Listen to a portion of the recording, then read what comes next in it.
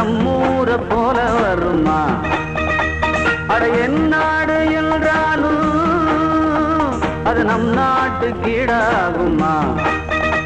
பல தேசம் முழுதும் பேசும் மொழிகள் தமிழ் போல் இனித்திடுமா? சொர்க்கமே என்றாலும் அது நம்மூரை போல வருமா? அட என் நாடு என்றாலும் அது நம் நாட்டு கீழாகுமா?